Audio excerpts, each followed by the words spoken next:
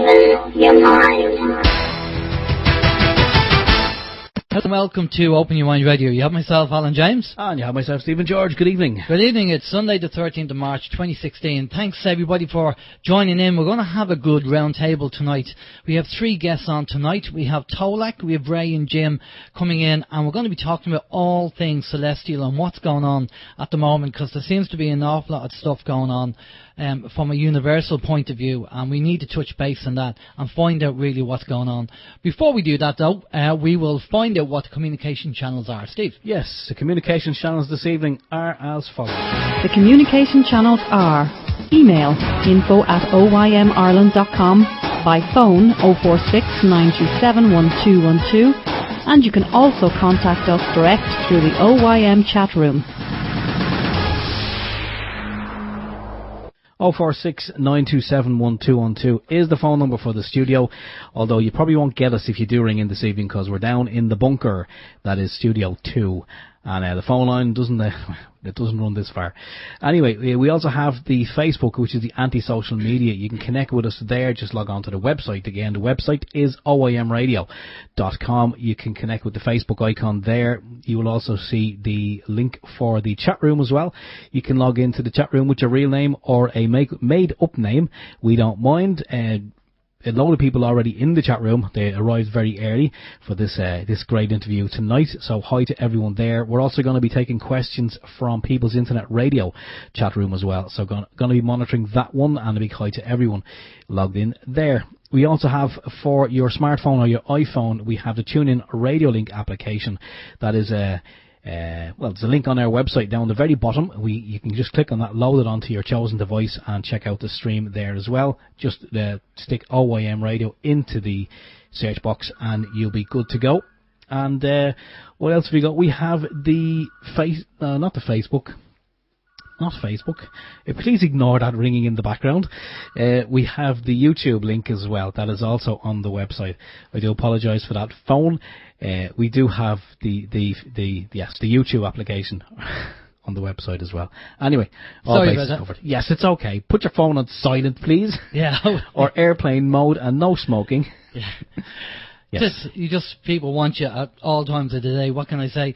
Okay, right. Okay, before, you're probably wondering why we're in the bunker and why we're in Studio 2. Well, the thing is, we stripped out Studio 1 yesterday, and a big thank you. Chris is on the chat room at the moment, the OEM chat room, and Chris came up yesterday and he did a fantastic job. He actually made racked cabinets from scratch for us, for OYM, and what a professional job. Fantastic job. Absolutely. I tell you, we would have thought that he would have made those cabinets from wood, but no, he chose scratch as his chosen thing.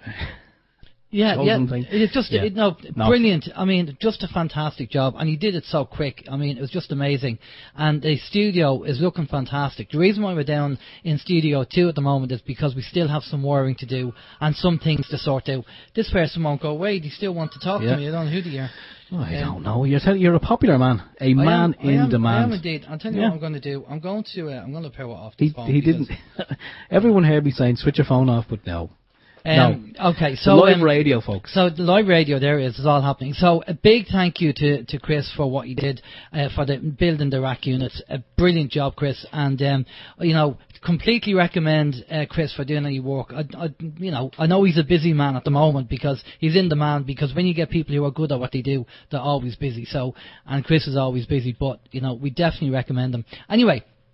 On to number 2. Steve, you can tell us about number 2. Yeah, number 2 is the asteroid known as TX68. Seemingly that was supposed to do a flyby last Tuesday. That was the 8th, and nothing happened at all. Some people fear-mongering about TX68 hitting the planet, or at least flying so close that it will have an effect on our planet. NASA, never a straight answer, seem to be reporting more and more near-Earth asteroids, and they seem only to let us know when one of them is a near miss, or is it just fear-mongering? We'll ask our experts about that one tonight. But I don't recall seeing anything coming near the planet, and I don't recall having any ill effects. So I'm guessing it was just more fear-mongering.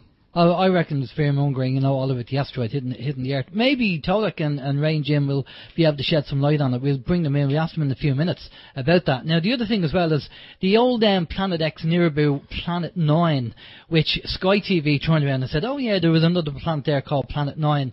And it's interesting that it's been on the news and people are seeing the second sun and spotting it every day. People are saying they're seeing something and taking pictures of it. And again, that's something else that we're going to be asking Jim, Tolec and Ray as to what that is. I mean, some people are saying, Nibiru, it's not here and it's not going to happen. And again, it's all kind of disinformation. Other people are taking photographs of something. Apparently, or at Russia Today, we're talking about it, and they said there was a second sun, and other people are seeing it. So we don't really want to. We don't really know what's going on. And I know Tolec, in the last interview we did, we talked about biospheres and stuff like that. So we will talk to him about that and touch base on it in a few minutes. Steve. Yeah, just want to mention the BBC, a BBC website. Has been talking about meteor bright flashes seen in the skies over Scotland. Seemingly there has been a number of these around the world. Now, this is the first I'm just seeing it here. I haven't actually seen any of this information myself, but this is a new phenomenon, is it? All these bright flashes? There's been a few sighted around the world, yeah. And do we know what they are? Well, let's just put it this way. The tail of Nibiru is supposed to be something like 1 million miles long. Yeah. And they're saying that it could be part of Nibiru coming in, that it could be an effect of that. And also with the red dust in the clouds and stuff as well. Who knows? Well, again, we're going to ask her. Find out from the lads, yeah. They might know about it as well. So it's a bit of a concern of what's going on. But we will talk to the lads. We'll just do Alan and Steve's week, and then we will bring in the lads and we'll have a chat with them. How's your week? Yeah, no, I've had a good all week there, and I have to say I'm really looking forward to listening to the round table here this evening. I want to just catch up on everything that's been happening and get an expert take on it from the boys over there in the good old US of A. Really not too much on my agenda. Again, I'm just kind of still doing what I do work-wise, and that's kind of planting seeds and trying to open people up to new possibilities in the workplace and just kind of educate them. And already I had one of the people in my place of employment asked me during the week, there was a plane going over, and one of the lads just pointed at me, he says, is that one of those chemtrails? And I says, well, geez, fair play to you for remembering. I said, well, unfortunately, no, it's just a contrail. And we had a little brief discussion on contrail versus chemtrail, and it was nice to see kind of the fruits of my labour paying off, because it's not very often where somebody will ask me an intelligent question. It's normally just kind of rubbish talk about TV programmes and football. Where's the sugar? And where's the sugar? And past the milk. Yes, and but yeah. So I'm gonna keep cracking on every week. I just keep kind of planting seeds, and that's really it. There's not too much more to report. How's your week? Not too bad. Just one thing to talk about regarding Irish water and the banks. As you know, over here in the world, water is getting to be the blue gold. It's getting very expensive. They want to privatise it. They want to own it. And there's reasons why they want to do that. And Ireland is no different. So we have this fight on with Irish water at the moment. Now, somebody posted on a Facebook forum during the week, and he said that I've just read a post where someone was in an AIB bank. AIB is an Irish bank over here today, and they would not cancel direct debits to Irish Water as they were to contact the company themselves. This is complete blankety blank. I'll put in the blankety blank. That's swearing there. If you want to cancel a direct debit, your bank must comply. It's only a matter of courtesy that you contact the company whose debit you're cancelling. AIB is a state-owned bank, and they've been instructed by the powers to be that the customers, if their customers are trying to cancel it, don't allow them to cancel it. The guy says one simple solution to this corruption: close your account and contact the financial regulator immediately. These banks think they're above the law. Now, that was just posted on the forum. Is it true? I don't know. But if you go into the bank to cancel, because a lot of people are cancelling the Irish Water direct debits now. Everybody's been going in. We've got inside information telling us that loads of people are going and cancelling the direct debits. which is great to see. But if you go into the bank and you ask to do it and they say no, well, they are obliged to do it. That's just the way it works. So if that happens, by all means, send us an email and let us know. And we'll report the story on OYM and let people know what's going on. Okay, without further ado, we're going to bring our guests in. Now, Steve, you have a bio there. If you don't mind giving us a breakdown of Tolec, Ray and Jim before we bring them in, that would be fantastic. Yeah, okay, no problem. Well, Tolec is a human representative of the Andromeda Council, an intergalactic, interstellar and interdimensional governance and development body of aligned benevolent star systems and planets of sentient, intelligent life for wards in both the Milky Way and Andromeda galaxies.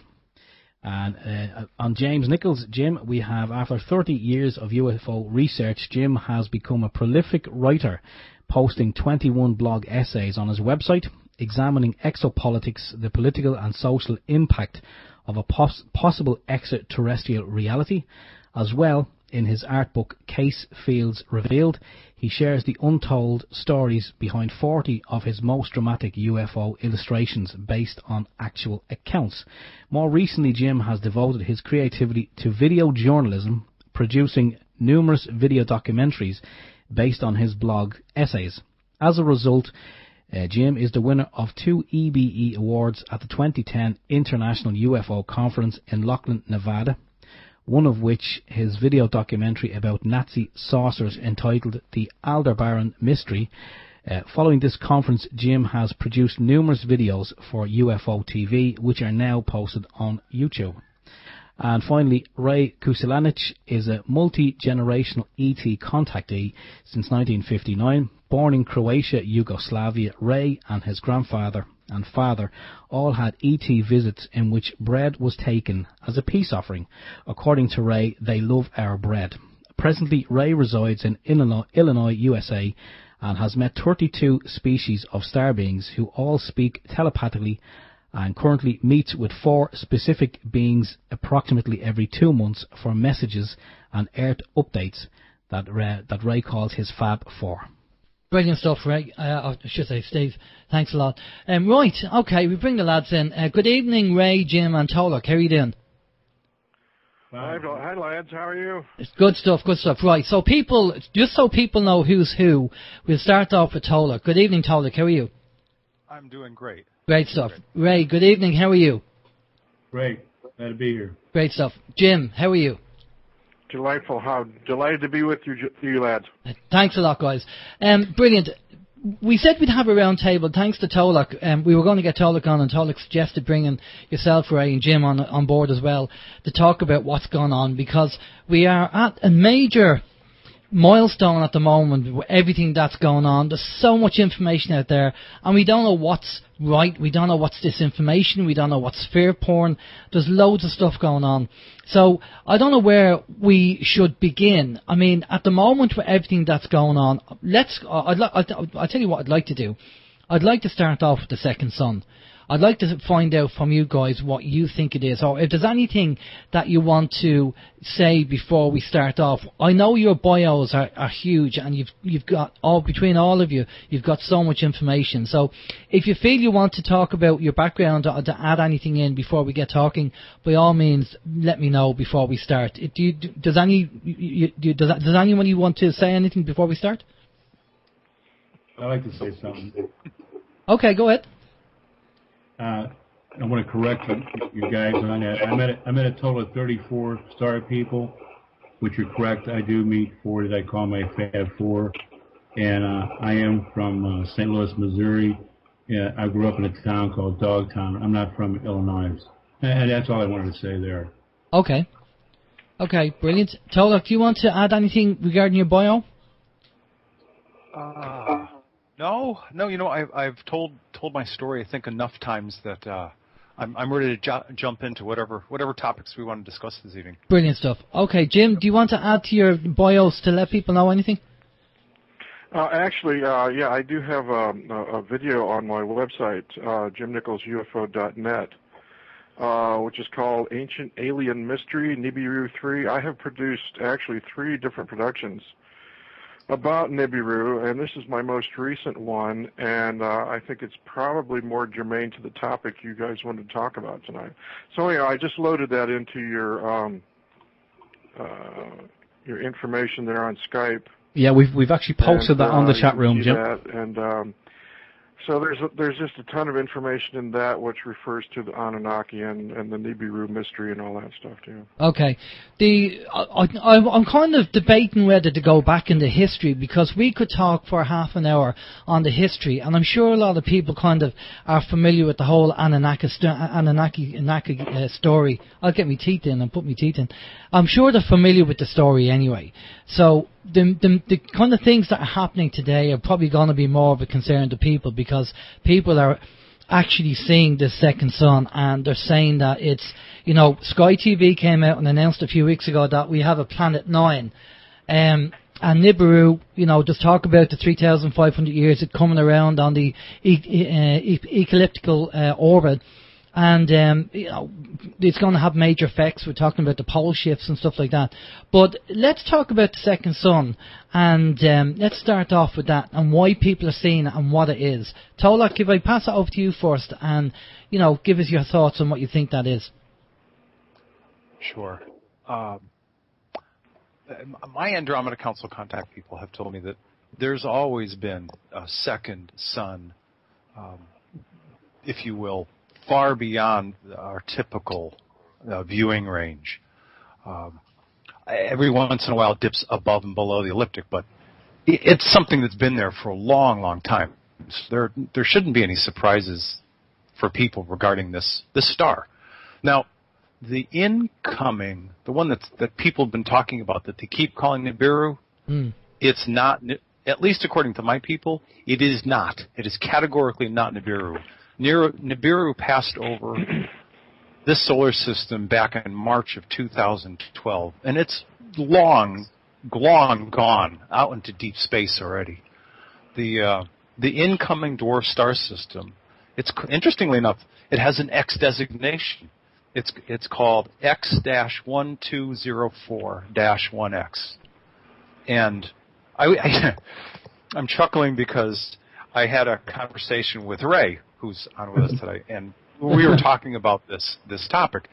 And interestingly enough, the information that my people told me correlates very, very close to the information that his people told him. So I'll tell you what my people told me about this dwarf star system. Essentially, it's got a little bit of a debris field in front of it. Yes, it has a huge debris trail in back of it, including a couple of moons. And what the Andromeda Council people have said is that they're going to position two of their biospheres. Both are science/engineering biospheres that they can put, if you will, one at the front, one at the very, very back far end of the debris field, and then they're going to create, if you will, an energetic bubble around the whole thing. And again, keep in mind that this energetic bubble is of a higher dimensional frequency. And so they're going to do this so that as it passes through this area of space, there's no cause and effect, no damage to planet Earth,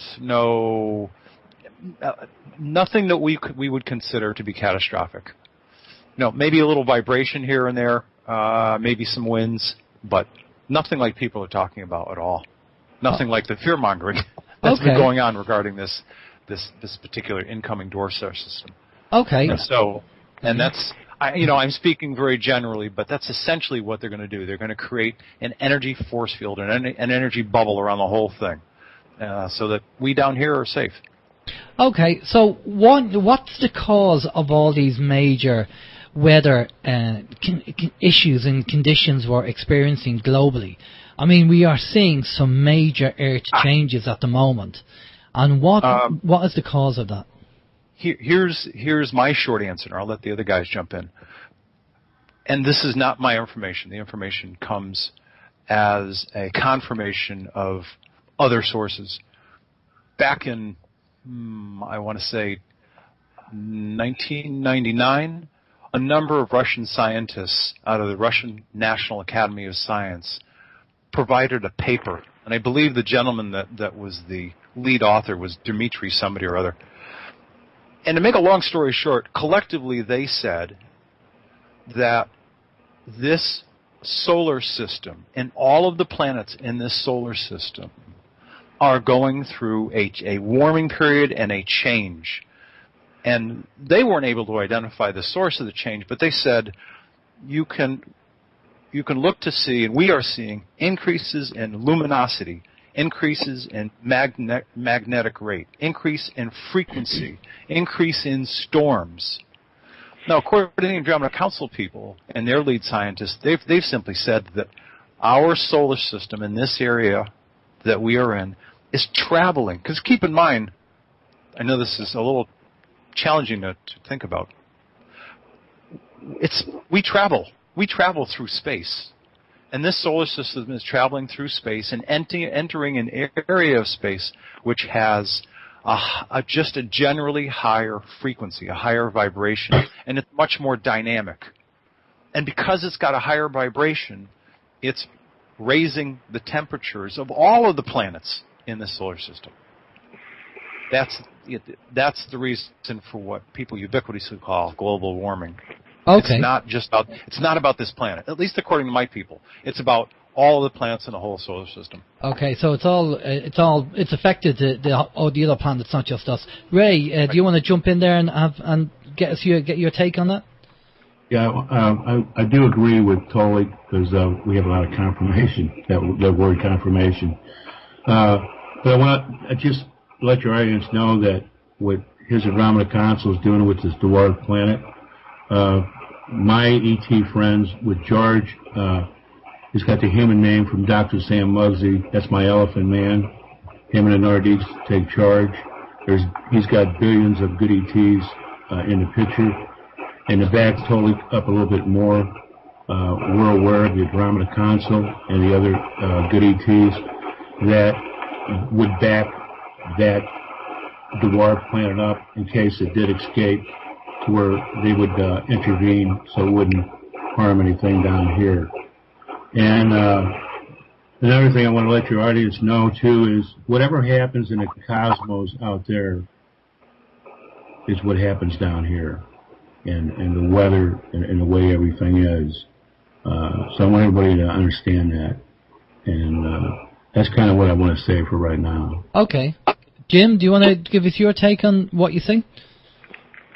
Well, my take, I come at like you guys. I'm an investigator, not a contactee, so I don't have ETs tell me what's going on one way or the other. All I can do is look at the general trends, but I tend to agree with Tolec. My research tells me that we are moving into a much more highly energized area of the galaxy. We're spinning around in this big galaxy, and the energies are not always the same or uniform throughout that. And my sense is that that's really what the big deal on in 2012.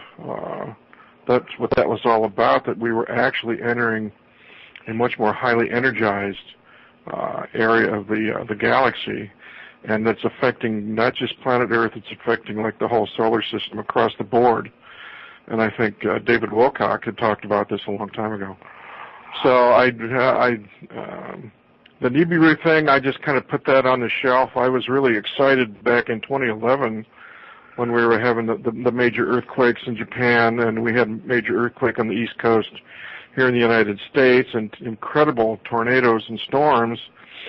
I thought that actually 2011 was the prelude to Nibiru's approach.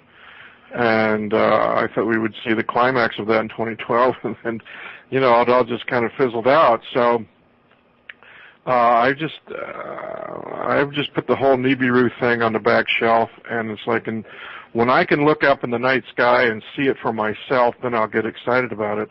Otherwise, all the conjecture is just very academic to me. Yeah, I totally agree. Myself and Steve have said that, haven't we, Steve, that until we start seeing something ourselves that's tangible, then we just take everything with a pinch of salt, because, there's a lot of scaremongering. Even this TX68, the asteroid, that was supposed Right. to, you know, have a close flyby on the 8th of March this week.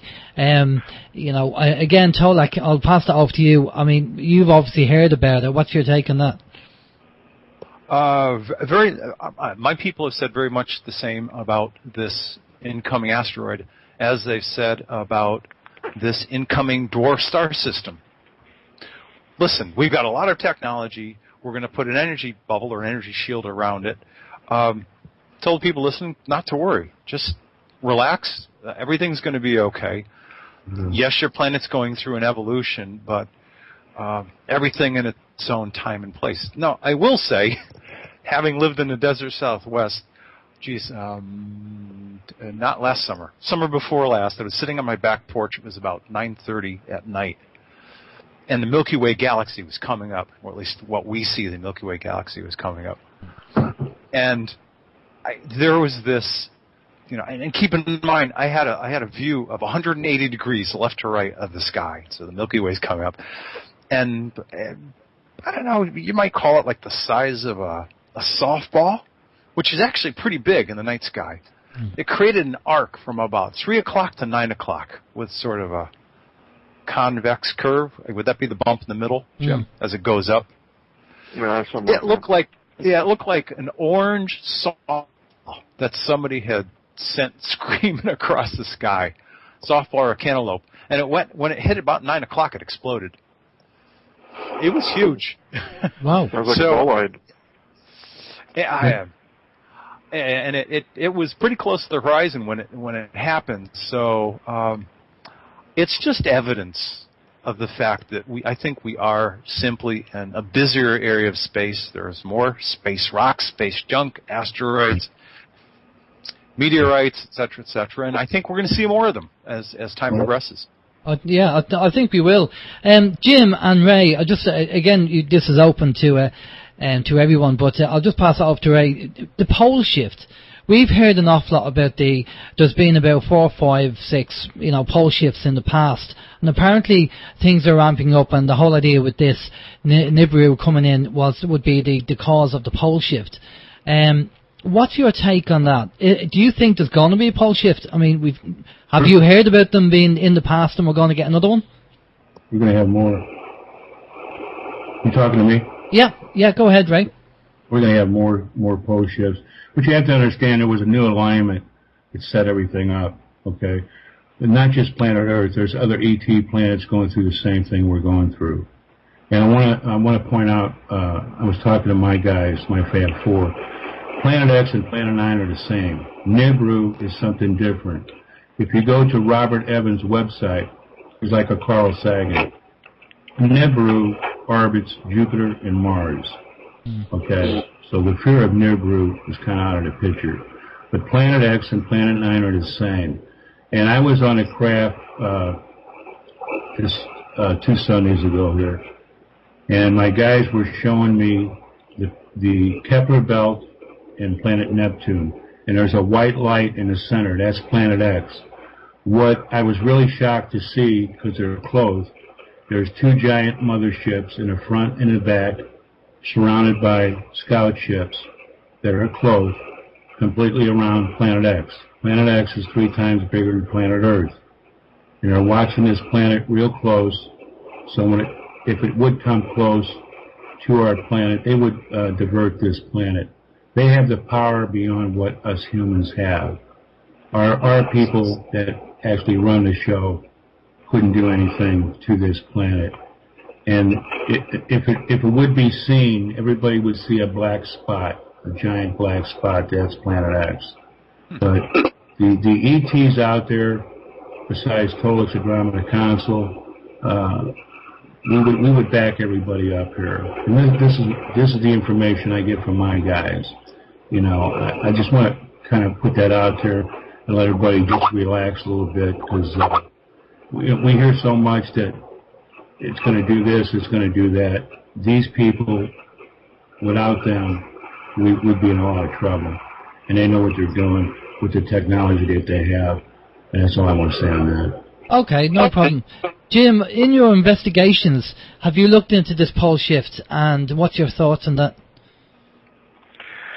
From what I've discovered, where the idea of the whole planet flipping over on its side and all that stuff, the more evidence I've seen is that that's like a remote possibility. But what happens fairly regularly, as I understand, is that the magnetic poles shift. And there is a huge magnetic shift going on right now to where they constantly have to realign airport runways around the world because the magnetic north keeps shifting. It keeps shifting. I think it's shifting further west all the time, and they're to a point now where they have to reset their magnetic compasses and so forth at major airports, so the airplanes can navigate properly. So that we know is actually happening right now. Now, whether that will go to such an extreme that the whole planet flips on it, again, I think the jury's still out on that one. There seems to be a lot of talk. I mean, obviously, Nancy Leader does her own thing on Zeta Talk, and she talks about the pole shift happening, get everybody prepared, because whether it's a global thing or whether it's going to be a financial crash, we're going to be talking about that in a minute. But she kind of is confirmed. She kind of says through her Zeta Talk people that this is going to happen and the pole shift's going to happen. Tolec, what do your people say about that? Well, I think as Jim correctly identified, and as Ray mentioned, my words will be different, but we're talking about two separate topics here. We're talking about the electromagnetic poles, what we might consider to be magnetic north and magnetic south. Then there's also the shift of the crust of the Earth. That's a completely different topic altogether. So we'll talk about both of these. My people have said that as part of the dimensional shift that's going to occur on this planet someday in the near future, that both the magnetic poles will reverse and the crust will move as well. Now, from what I understand, both are actually happening, though slowly. And they've, like Ray said, they have some pretty amazing technology, so they can do things. They can do things energetically that we have even no concept for down here. But both are actually moving. The crust is already moving, and the magnetic poles are already shifting. And we being people on Earth, through our scientists, they've already recorded the fact that Australia used to be sort of on where what we would consider to be the equator. Then Africa used to be up near the North Pole at some point in our past. So there's certainly evidence of crustal shifts happening in our planet's history. When will it happen again? I don't know. Okay. I don't have any set date for it, but we just have to.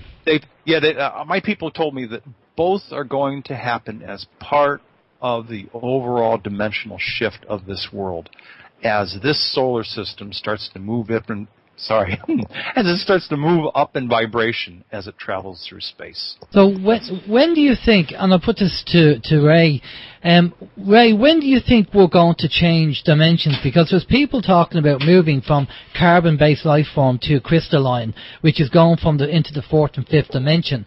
And it sounds very kind of the ascension process and airy-fairy. What's your take on it? Well, Tolec might agree with some of this. We got 3 years. 2015 is an amazing year.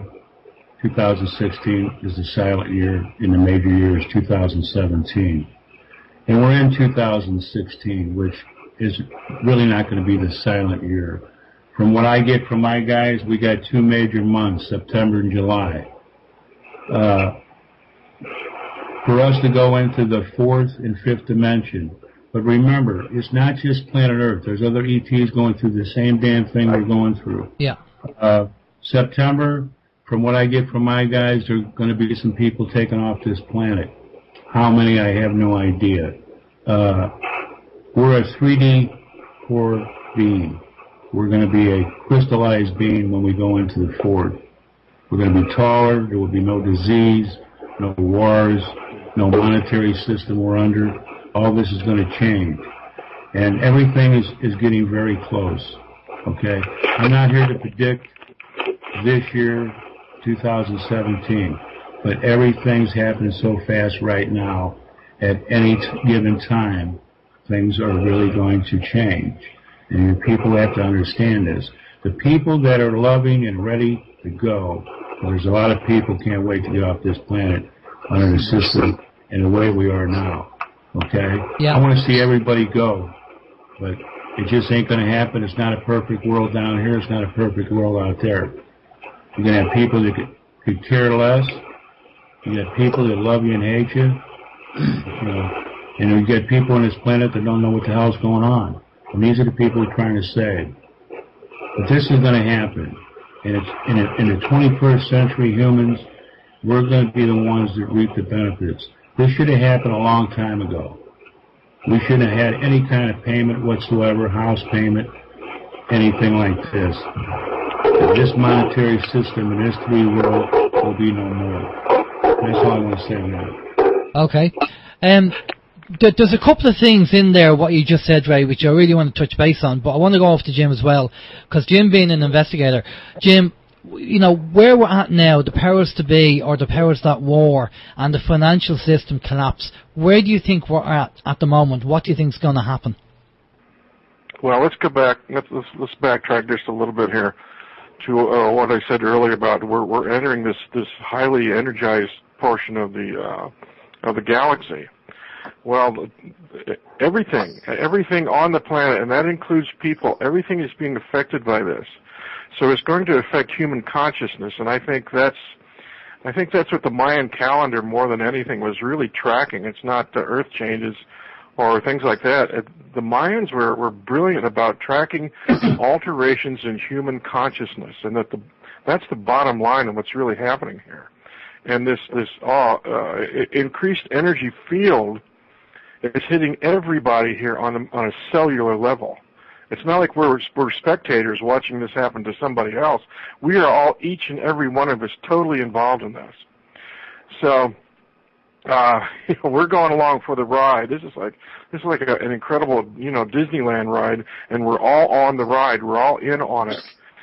And so I think the incredible things that are happening in global politics, wars, everything is reflecting this incredible energy shift that's happening. And for some people, it's going to be very deadly, and for others, it's going to be incredible. And I think that when I first got involved with this UFO research, I was like, I couldn't wait to get off the planet. Let's go off and see some other wonderful place out somewhere in the stars.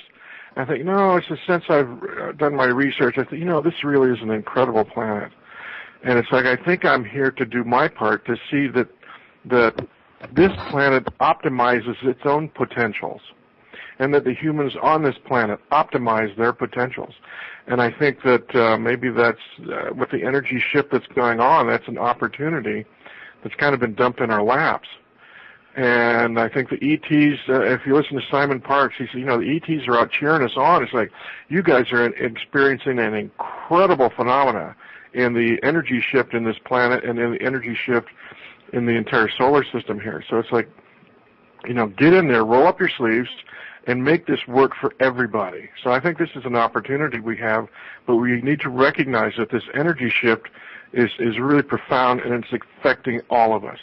Okay, well, I have a question for Tolec and Ray regarding these people in September that might be lifted off, because we spoke to Simon Parks, we spoke to Paddy Broussard, and we spoke to Dr. Joseph Cipollone, and they all agree in their own way that a certain percentage of people on the planet will be lifted up, because they are what we'd say, just for want of a better word, viable.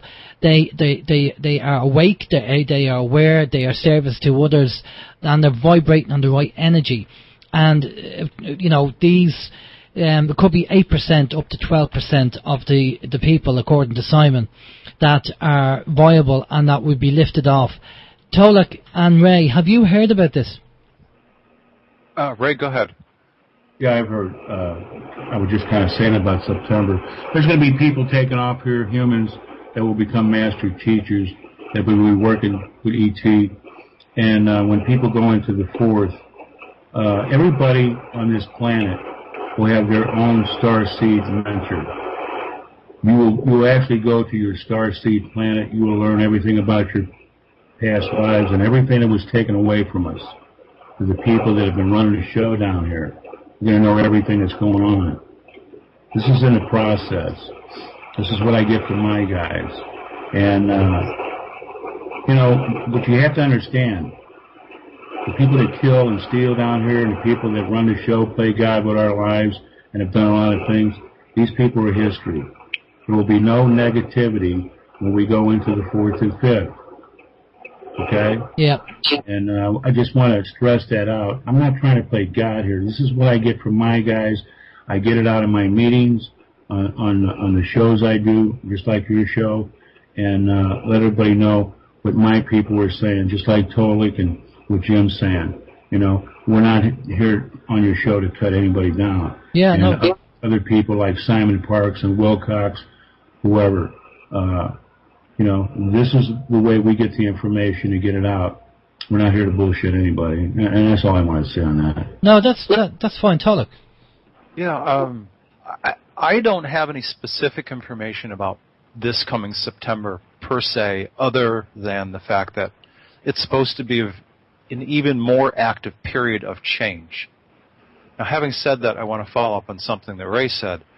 Some of the things that he touched on are accurate. When people, whenever it happens, when they become higher level fourth density or fifth density, they're going to transform from being like we are today, carbon, organic-based. They're going to be transformed into light beings, essentially. The life essence of a 4D person or a 5D person is no longer organic. It is, in fact, crystalline and light energy-based. And because it is, Ray was right. Anything that we might experience today as organic humans, all those diseases don't have any role in our lives anymore because there's no more cause and effect. We're no longer susceptible to 3D organic diseases because we will in fact be energy-based light beings. Do you not think it's like fish baiting a little bit? Because we keep hearing the same thing going, oh, it's coming, yet, no, not just yet. Because we've been hearing this event, inverted commas, that is supposed to happen. And everybody's kind of waiting. And it's been going on for the last, 5 or 6 years. Okay. I can comment on this, and I'd certainly like the rest of the guys to jump in, but I'll give an example. And the example, I think, will help people understand the difference between what our expectations are of time and higher dimensional ETs, expressions of what they might call time or just life experiences. Here's my example. In a conversation with them, my Andromeda Council contact people, about, I don't know, maybe a year ago or so, we were talking about my experiences when my soul, my original soul essence, originally left the planet Dakota and started to come down here to Earth. And so the conversation went something like, oh, okay, this is Tolec, I'm here and you're telling me that I've been coming to this planet. My core, higher vibrational life essence has been coming to this planet Earth for about 75,000 years as we on Earth would measure time. And I said, yeah, that's correct. Wow. And so, apparently, I've been a student of time for many, many, many lifetimes. And apparently this time, I've kind of refined my questions so that I'm getting the more accurate answers. Because this time I asked the next question from their perspective. So I said, okay, given that I've been coming to this planet for about 75,000 years and living different Earth, human, organic lives, since I've worked with you guys up in the Andromeda Council biosphere for a long time, ad infinitum, and I've been coming to Earth, from your perspective, not mine, from your perspective, how long does it feel that I've been gone from the Andromeda Council biosphere? And he said, about a year and a half, as you would describe time. So I've been coming to this planet for 75,000 Earth human years, Yes. And you're telling me it feels to you like I've been gone about a year and a half? I went, yeah, that's just about accurate. I tell that story so that people on this planet can get a sense for the fact that how higher dimensional ETs and other life forms experience life is vastly different than how we experience time on this planet. Our little human organic lives are only on average about, 75, maybe 80 years at the longest? Yeah. And so if something hasn't happened in 2011 or 12, soon could be 2017 or 2021. Now I'm going to shift over to what and when.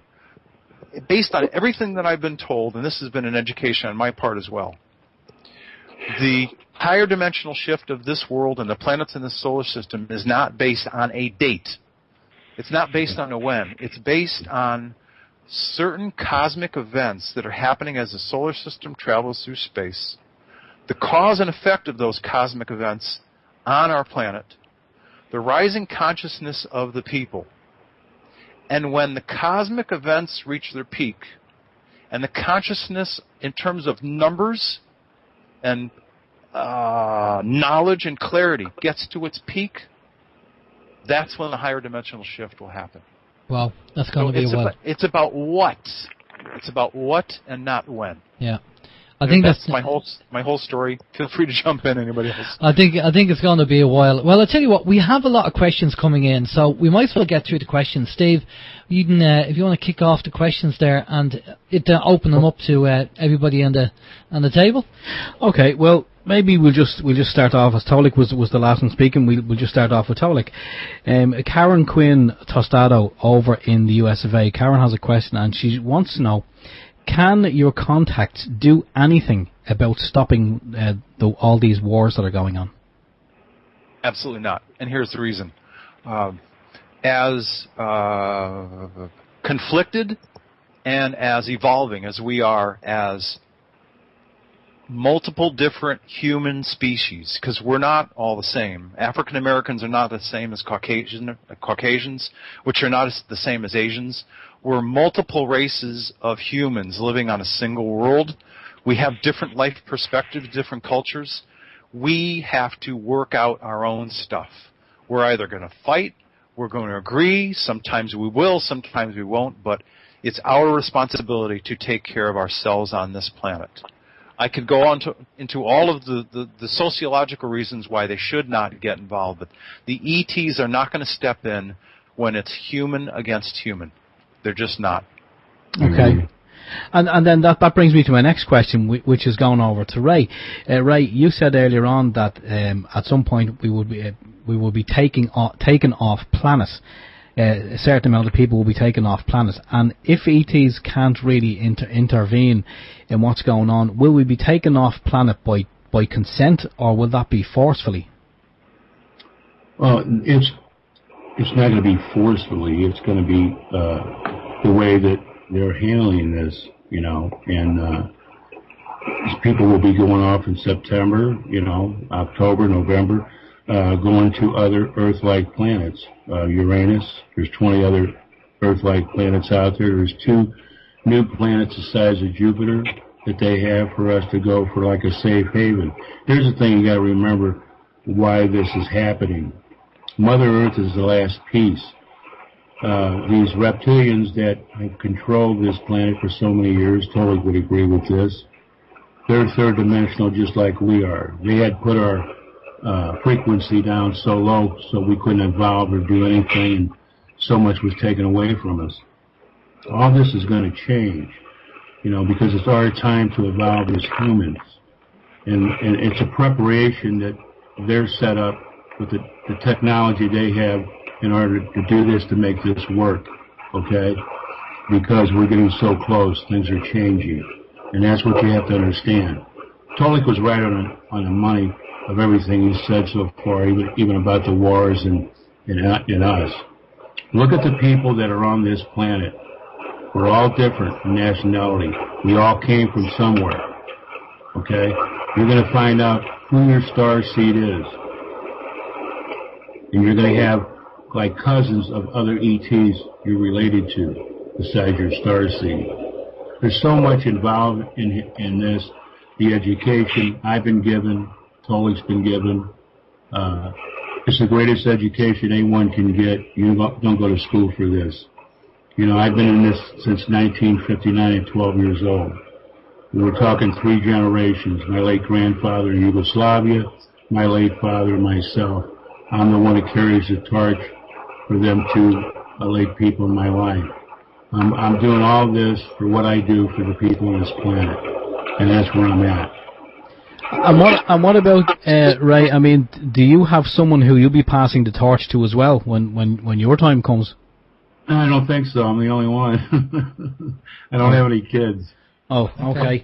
And when this happens, and let's say people are taken off planets because of whatever reason, will the Earth survive? Will the Earth still keep on going, keeping on, or will it, as people have predicted for many years, will it explode into oblivion? I don't think you'll ever see it go to that. These people are watchers and protectors of this planet. Okay? And they will intervene on certain things, just like your chemtrails. I just had a meeting with my guys.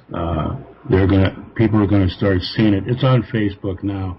You actually see the chemtrail plane spray, and right at the end, he's got ETs. Right at the end, the plane completely disappears, goes into another dimension.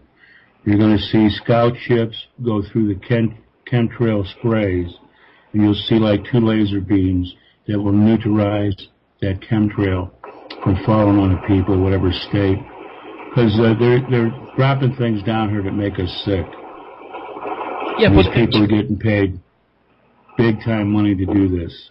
And a lot of these chemtrail pilots are starting to change their mind and get out of this because they realize what they're doing to us. Arizona's getting sprayed like there's no tomorrow. They're going after the vortex over there where that Jim Evans is, and there's a lot of bad ETs that have been going in and out because they have an agreement with our military. That's why they're getting alien technology to do what they want to do, and all this is going to stop. So there's a lot of things going on that people don't realize. These people are here to help us, and that's where we're going. Okay, and we throw it over to James. James, what's your take on there about what Ray and Tolec were saying?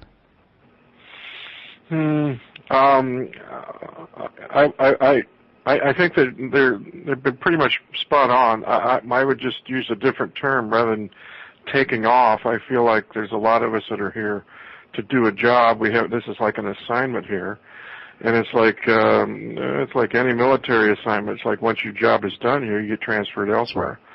Yeah. In that sense, I think if you want to take somebody off, it's the powers that be.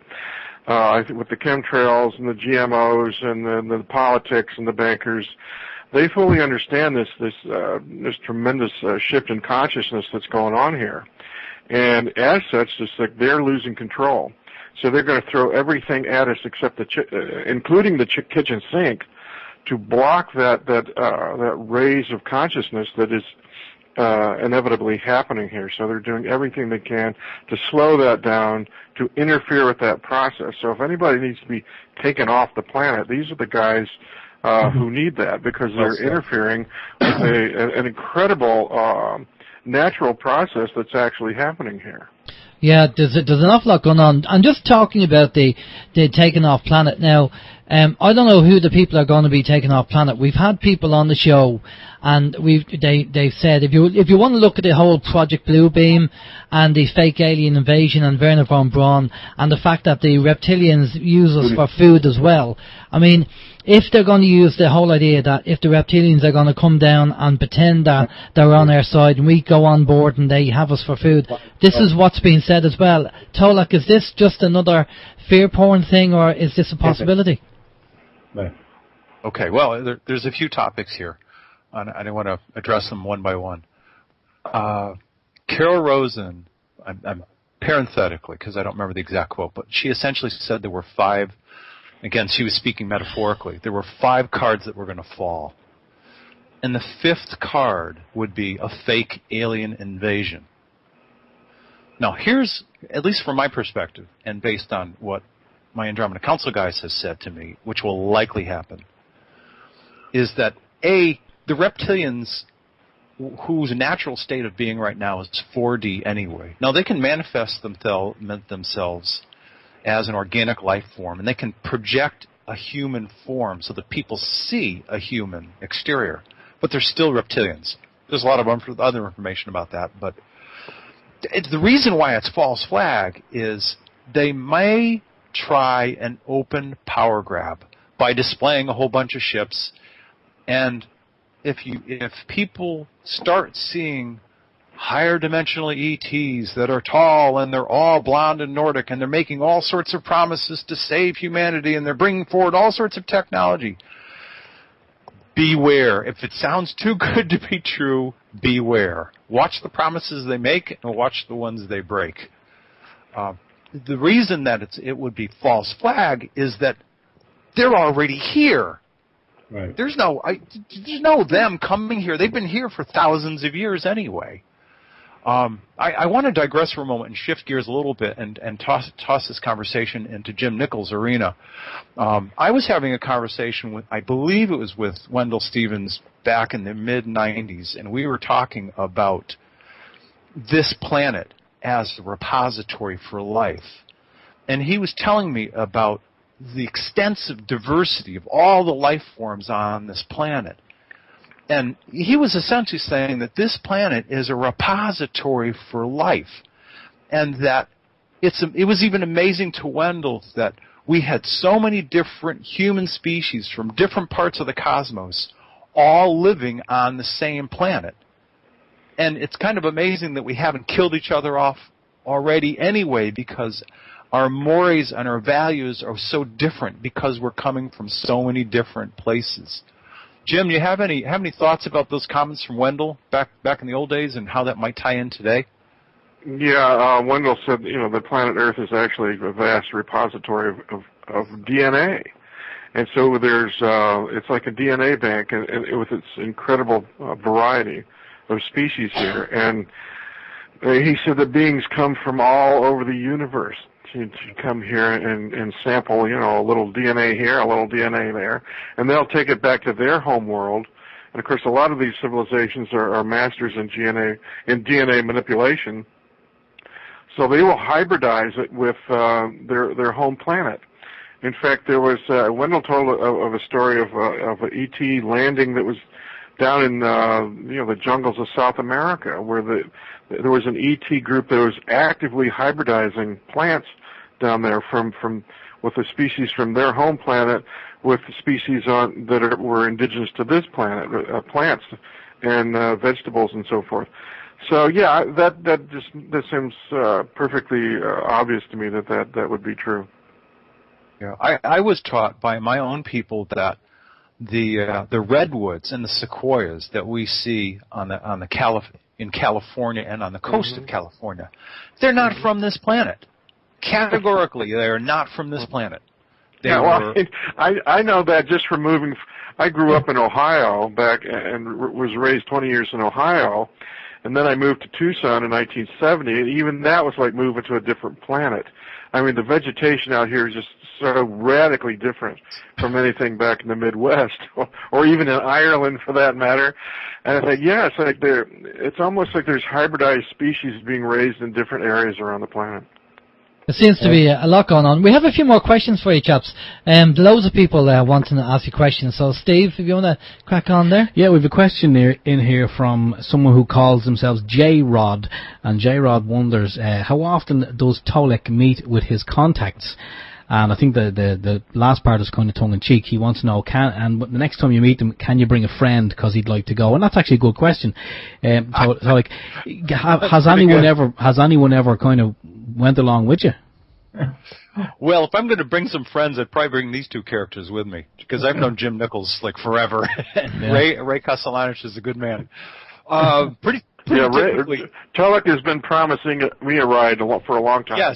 Yes, I have.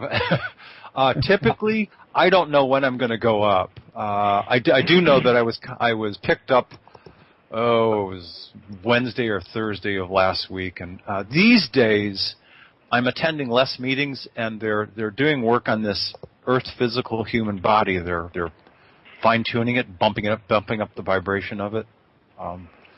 I don't always have full memory of all of my experiences, but when I go to meetings, it seems that those time periods are frequent. There haven't been a lot of those recently because, as Vice Chairwoman Tanya, Andromeda, and the commander of the primary biosphere all said to me just within the past couple of weeks, it's like, we're in a holding pattern right now. There are things that need to happen on your planet, certain social and political scenes that need to play out, certain cosmic things that will happen in space.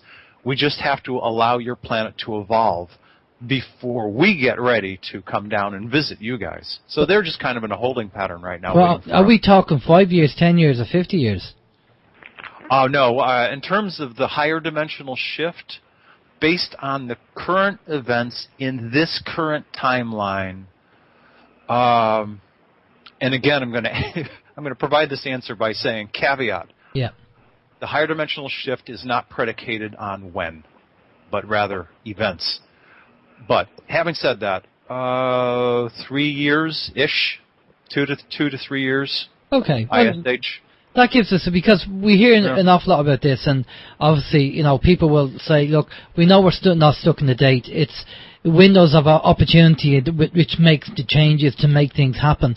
But 2 or 3 years, is it that's fair enough to say, give or take. That'd be fine. Steve? Yeah, question for Ray. Ray from the Cosmic Gypsy. And Cosmic Gypsy wonders, Ray, how did your recent meeting go with the giant bees, a.k.a. the Guardians, or has that happened yet? That hasn't happened yet, no. Okay. Will it be happening soon? Yeah, it'll be happening down the road. Okay.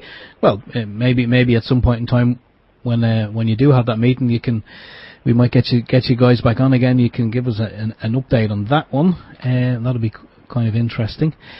This one is probably for everyone, really. It's from Bill B, and Bill B says, my question is, if positive extraterrestrials are unable or unwilling to intervene at all on humanity's behalf at this time, why or how is it that negative ETs/forces violate our free will without our consent? Wow. Good question. That's a paradox, isn't it? The paradox is that we do live in a free will universe, and these guys are violating our free will. And it's because we live in a free will universe that they get away with that. Surely there has to be a prime directive, though. There is a prime directive, and they have violated it. Right. The other thing is these people broke a lot of treaties.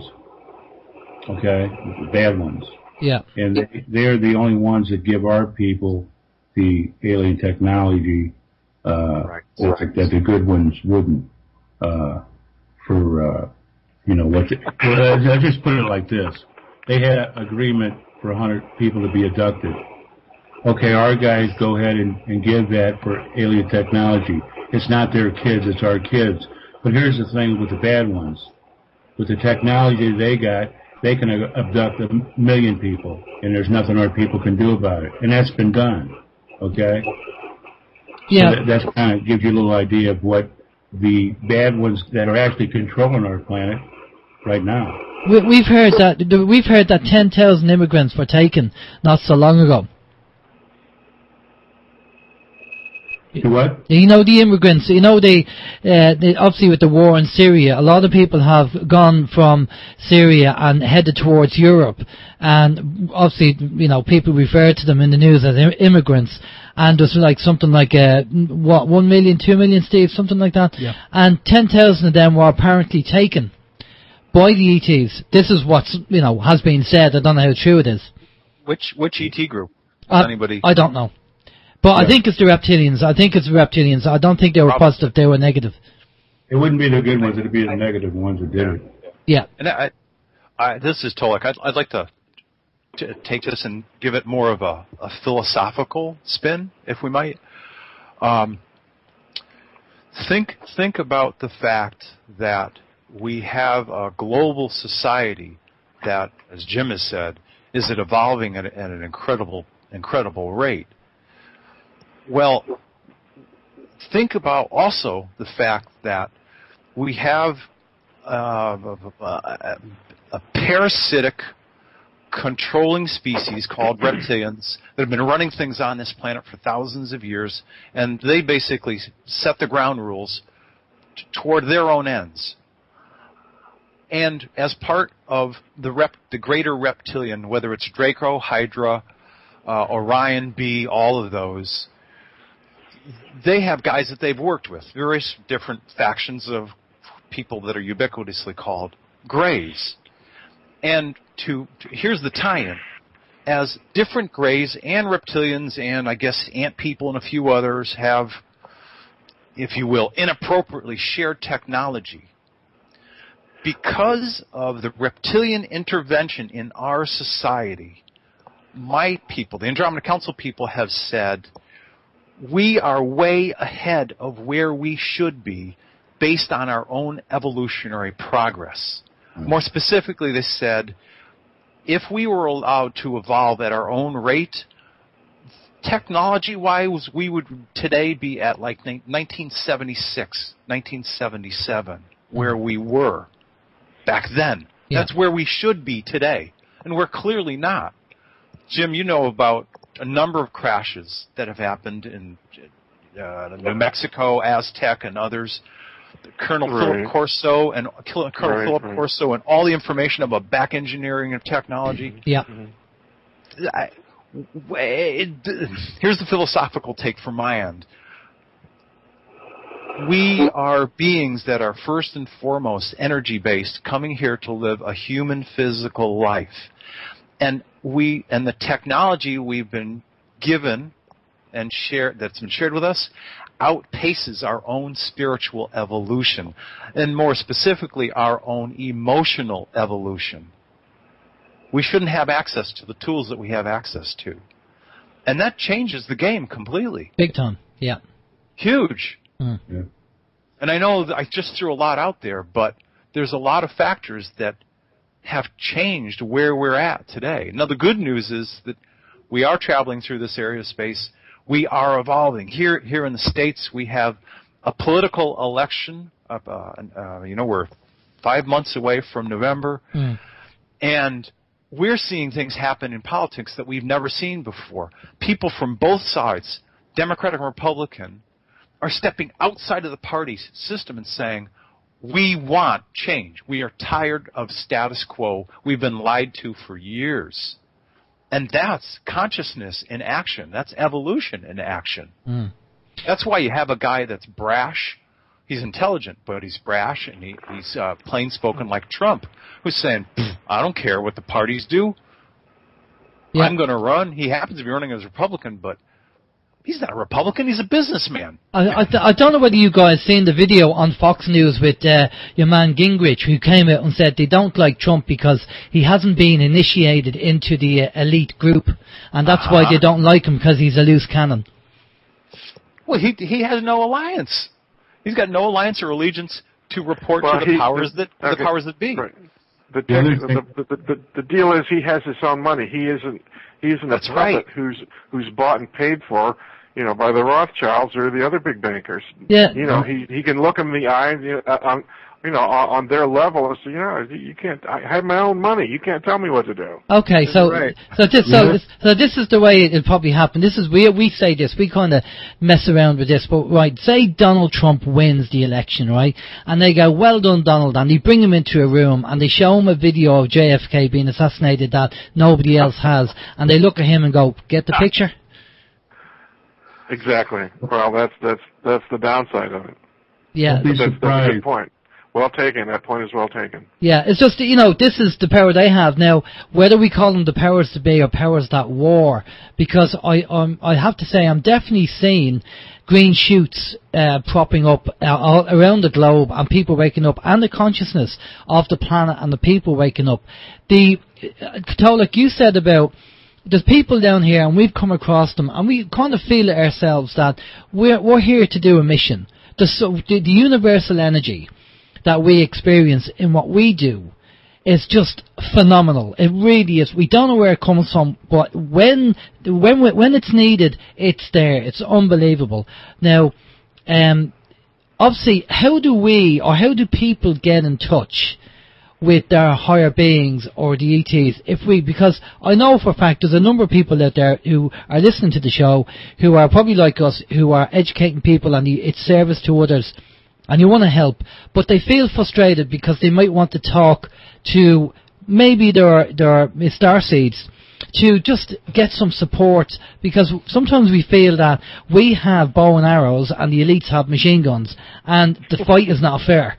So what can we do? I open that to the three of you. Yeah, my brief answer would be true to yourself. Right. Mm-hmm. Now, everyone has a different evolutionary path, but I sincerely believe that the more that each of us can be true to our own hearts and evolve in a way that is honest to each of us, we are going to evolve at the rate that we choose. We'll choose to learn what we want to learn.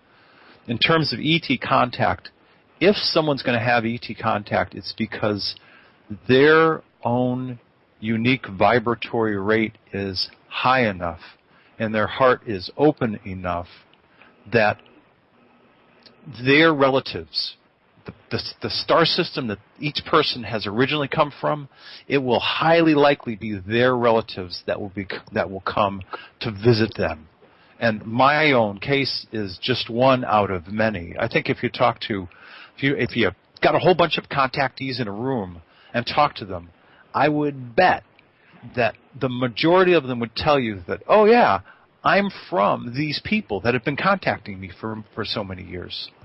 But I've talked to a number of people who've indicated that's pretty much the case for them. But in terms of what can each of us do, be honest and true to yourself. And that's the best way I can say it. Okay, right. Yeah, this is Jim here. If I might just kind of hit back on that. I think you need to listen to Tolec and not just his words.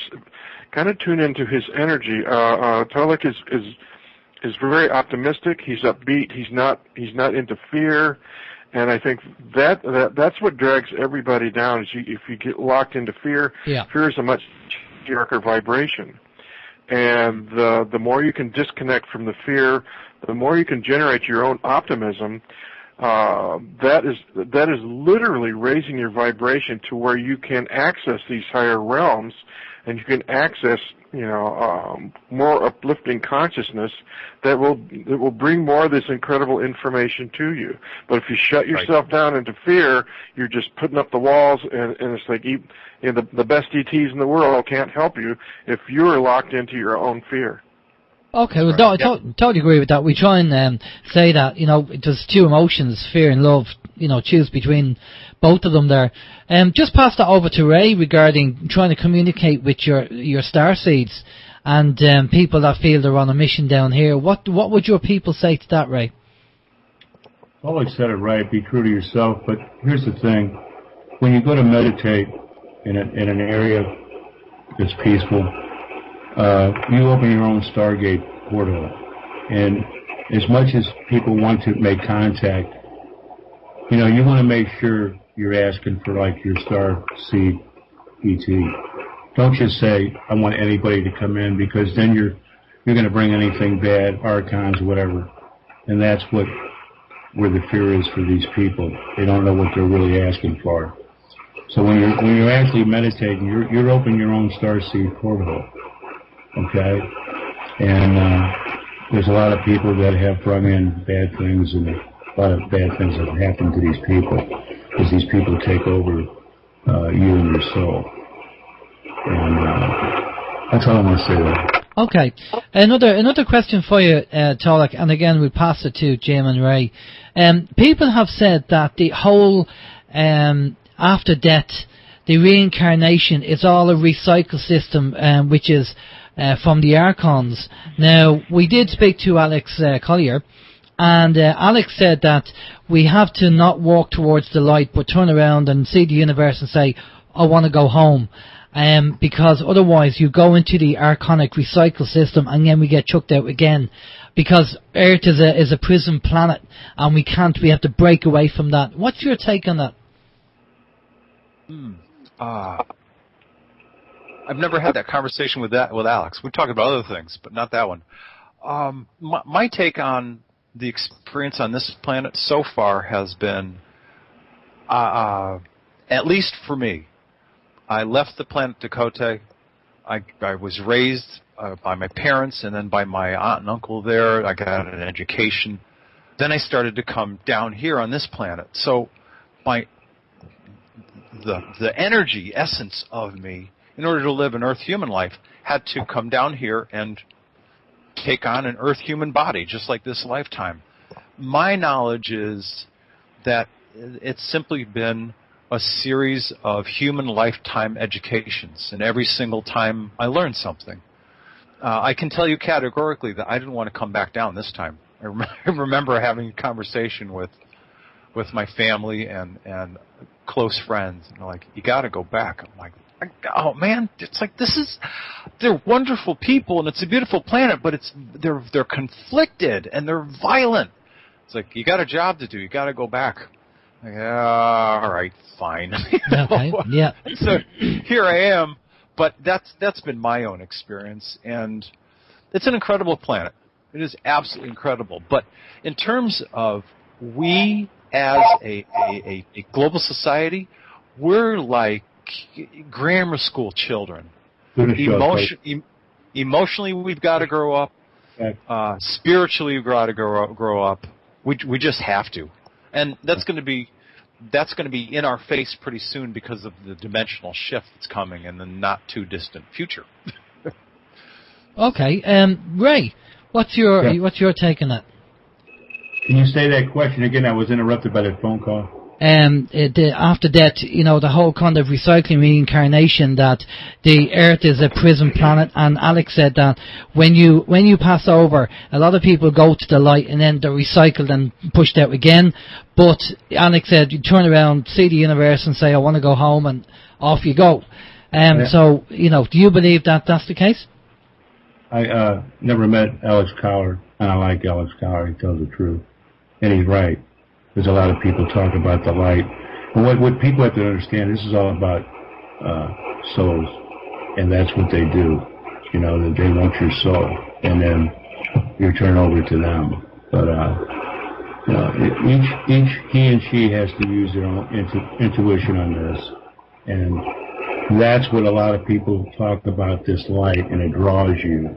And you got archons, reptilians, they'll tell them what out there that's bad. And people will understand from this. Okay. Jim, what's your take on it? Are you ready for this? Okay.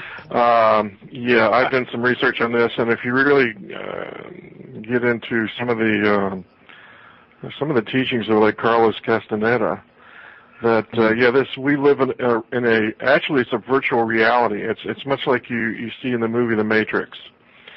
And actually, we are multidimensional, infinite beings that have been conned into serving this artificial reality.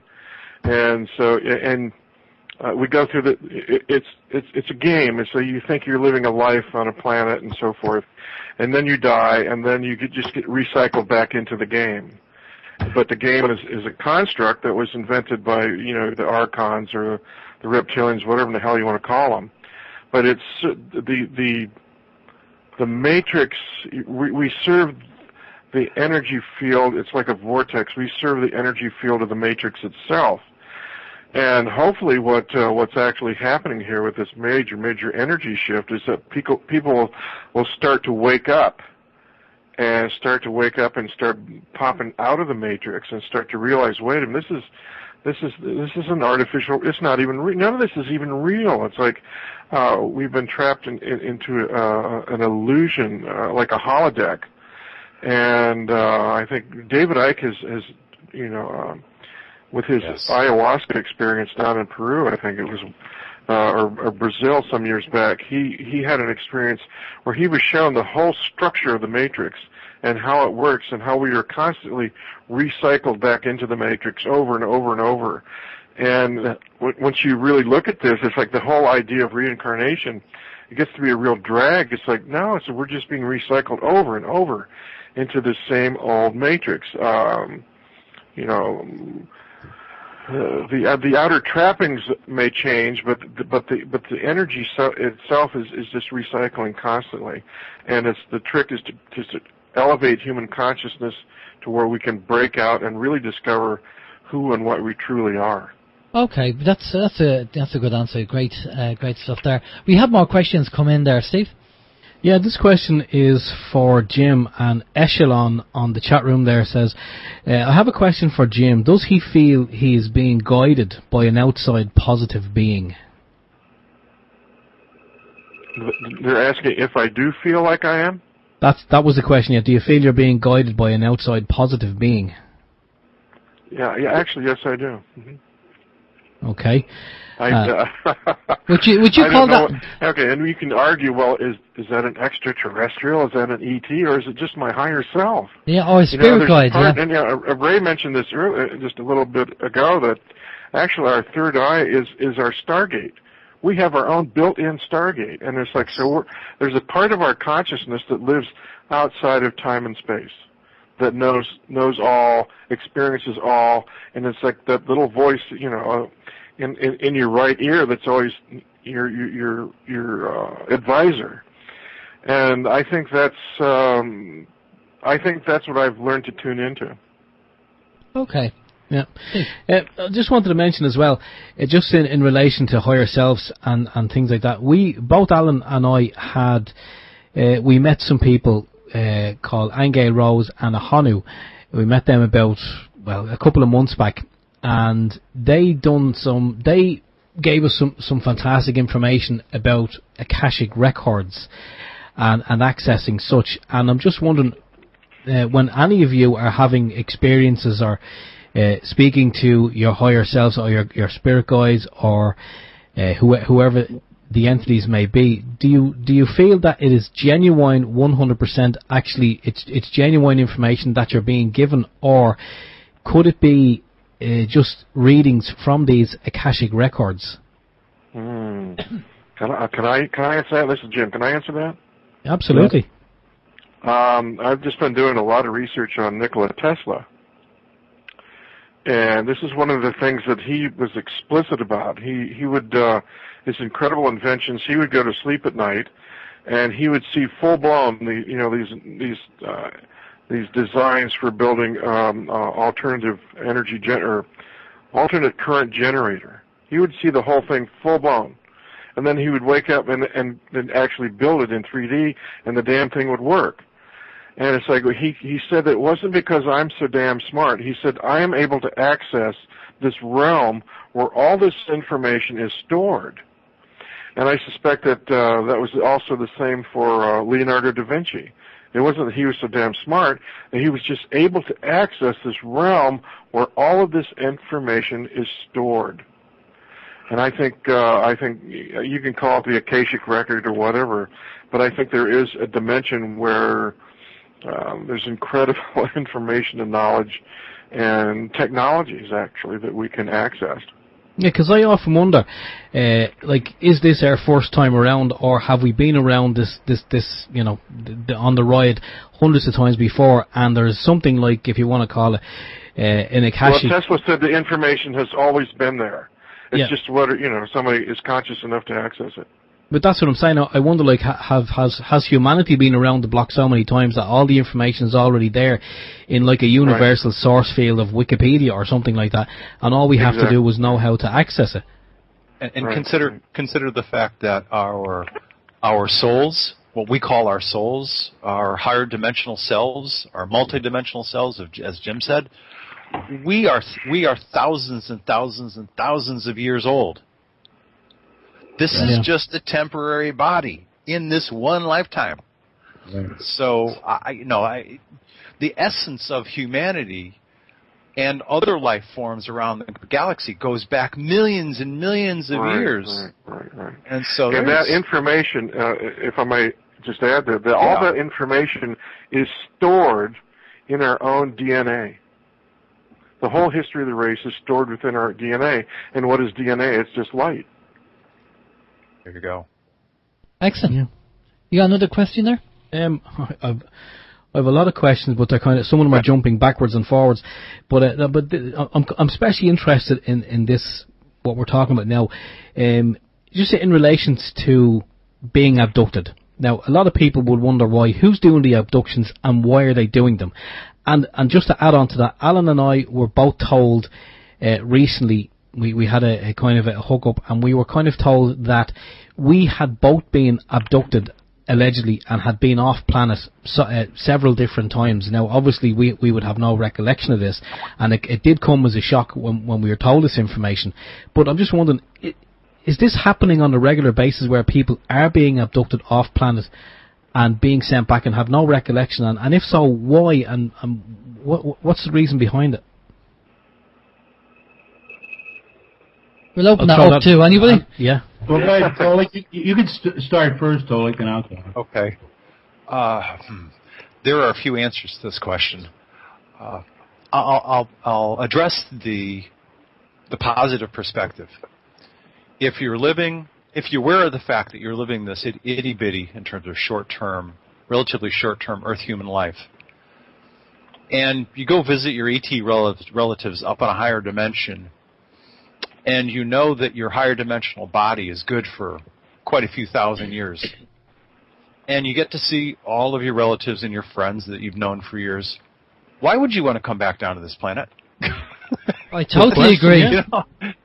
I totally agree. So, everyone's, I have, because as evidence of all of the work that I've done and the help that I've gotten, I've got a large body of work, but I don't remember all of my experiences. I don't remember everything. And I can tell you categorically, there have been a few times where I've been like, oh man, I don't want to go back. Yeah, you're not done yet. You get to finish your job. Okay, fine. Yeah, that's so from a higher perspective, that's one answer. Oh, that's interesting. Do you want to ask that question? I think James is going to answer as well. Oh, James, go ahead. Go ahead, Jim. Run that by me one time. What's the question again?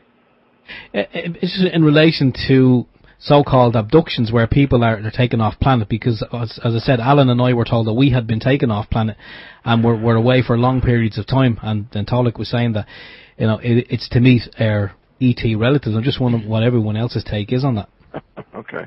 Just do you really consider that abduction, or you're just it's just a natural scheduling? Well, it depends whether they're using an anal probe or not. Let's be honest.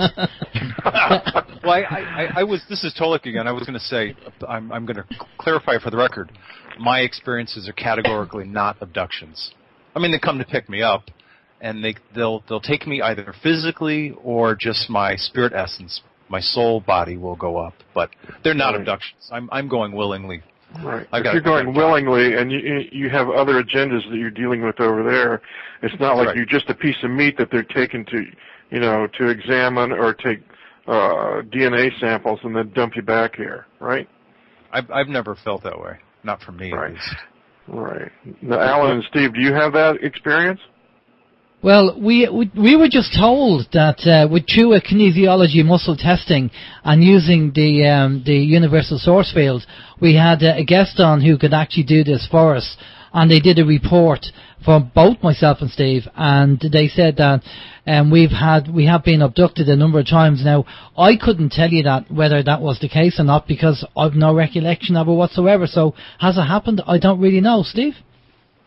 Well, look, I've no recollection at all, and to be completely honest, I would like to know that it was true.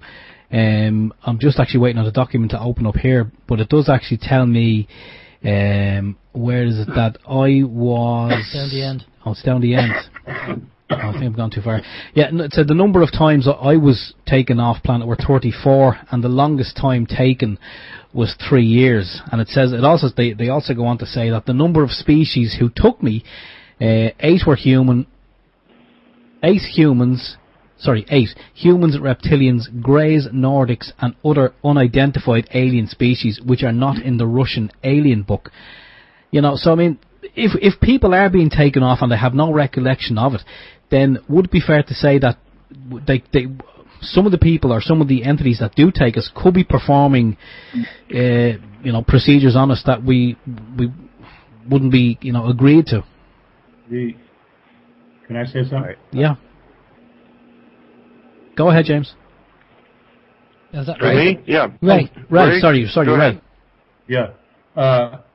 The difference between an abductee and a contactee, and I'm a contactee, I always knew what was going on, what was said. An abductee, everything is erased, and they have to have a regression to find out what happened to them. But usually it's the bad ones for their own purpose, for DNA. Yeah. And one thing I want to bring out about our DNA, that's how important we are.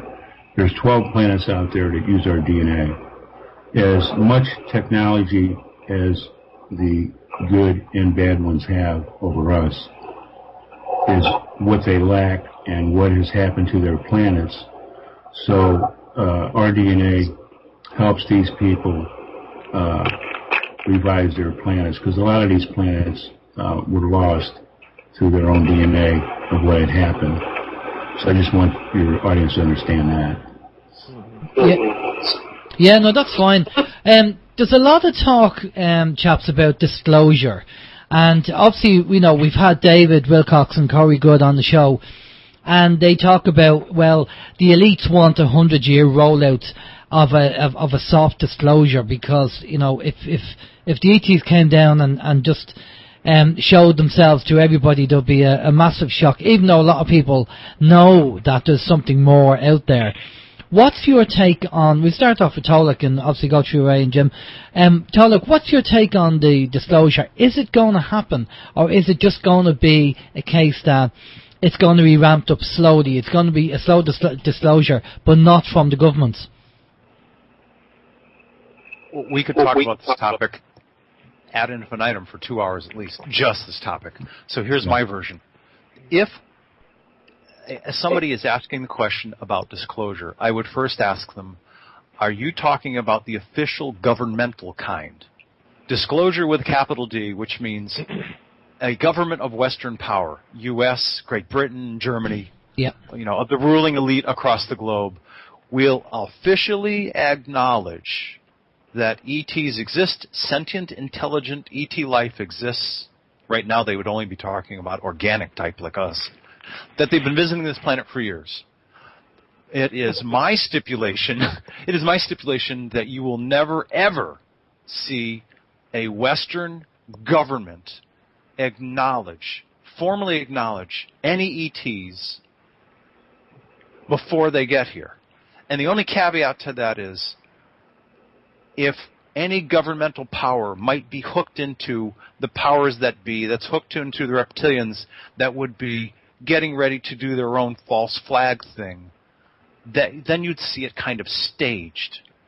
But we're talking about pure governmental disclosure by a Western power. I don't believe we'll ever see it happening. B, Jim, you and I have talked about this at length. We're getting disclosure right now. We've been getting disclosure in the form of entertainment and Star Trek and Star Wars and Babylon 5 and Jupiter Ascending.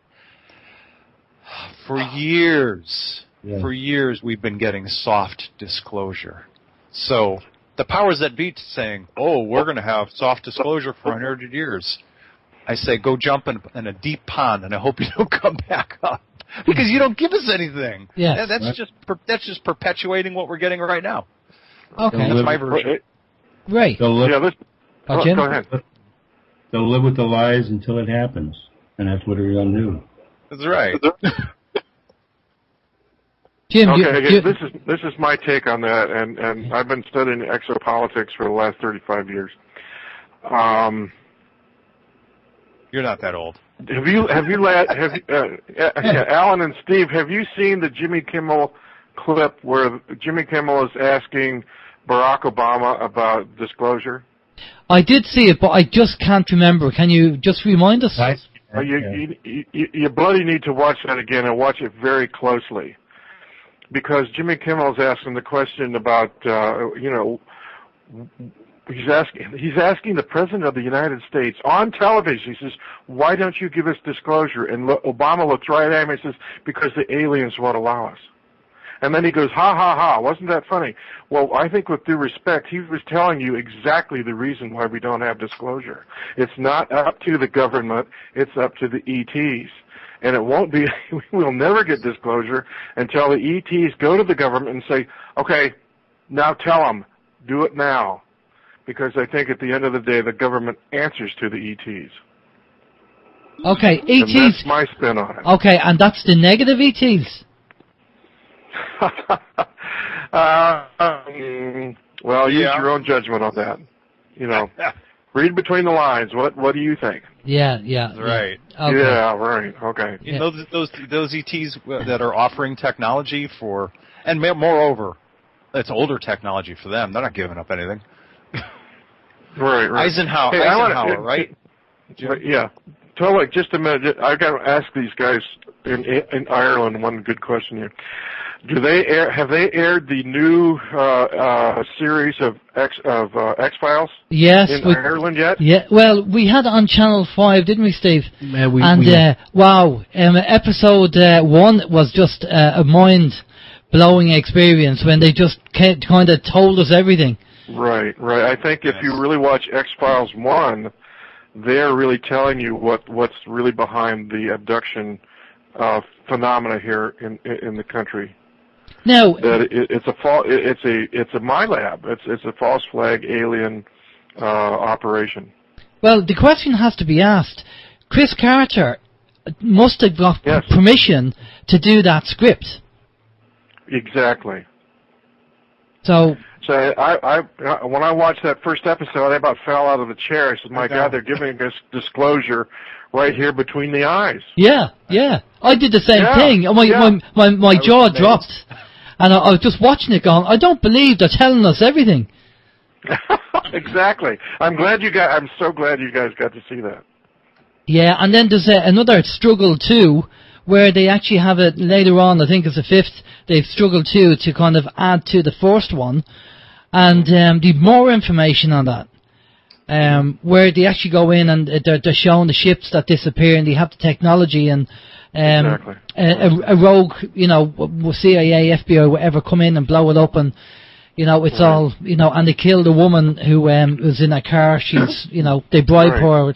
Yeah, I mean, and they also stated they explicitly stated that the craft's propulsion system was torsion physics. Well, it was Nikola Tesla who explicitly explained torsion physics in 1908 in the New York Times. Yeah, I have to kind of laugh. We had Ralph Ring on our show, and Ralph Ring was making anti-gravity crafts in the 50s until the CIA, FBI closed them down. And that was in the 50s, and this is now 2016. Right. As we always say to people, well, Steve, you put it well about the car engine. Combustion engine. I mean, look, when you talk about all the advances that we've had over the past 30/50 years, I think a lot of the ET stuff is supposed ET technology is actually smokescreen for what Tesla was developing a long time ago. And what we just say, Tesla was accessing all this information, all this technology from Akashic records. He didn't need ET. Yeah, no, totally. Well, listen, lads, we have about 10 minutes left. So while we're on a few minutes left on the show, let's look at the green shoots of positive information that's out there and stuff that you can tell us that you've come across and investigated or you've been told. So, Tolec, if you want to start off with yourself, if there's any good information there that you can pass on to us. I believe my information will be consistent with what I've said all along, which is essentially my best recommendation would be for people to,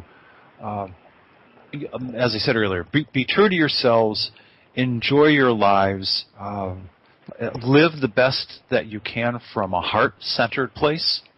Lead with your heart and double-check information with your mind to see if your intuition is accurate. That's what I do the best that I can do on each moment, every day of my life, and reach out and help others. Yeah. I know these sound really simplistic, but reach out and help others whenever you have a chance, because there's always somebody out there that can use some help. And things, this is, as Jim has mentioned, this is a big galaxy and a big universe, so things always come full circle. Always, always. Well, that was one of the questions early questions actually, about karma and what your belief is in karma. So let's just try and finish up on that, or near enough. We'll find out from the three of you what you think. So I'll pass it off to Ray. Ray, what's your belief, or what have the ETs told you about karma? Is it true, or is it just another kind of airy fairy thing?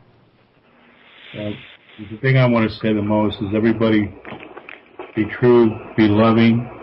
When it's time for us to go, and we are going to go through this, we are going to go into the new planet Earth that we're on. It will be more bigger and beautiful, with no disease, no wars, not the one for nothing, no monetary system we're under.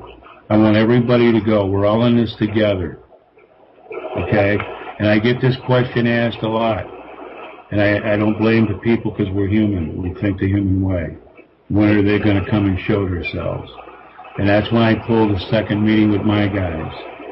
Because when they were done with me, I said, we're going to have a meeting with me now.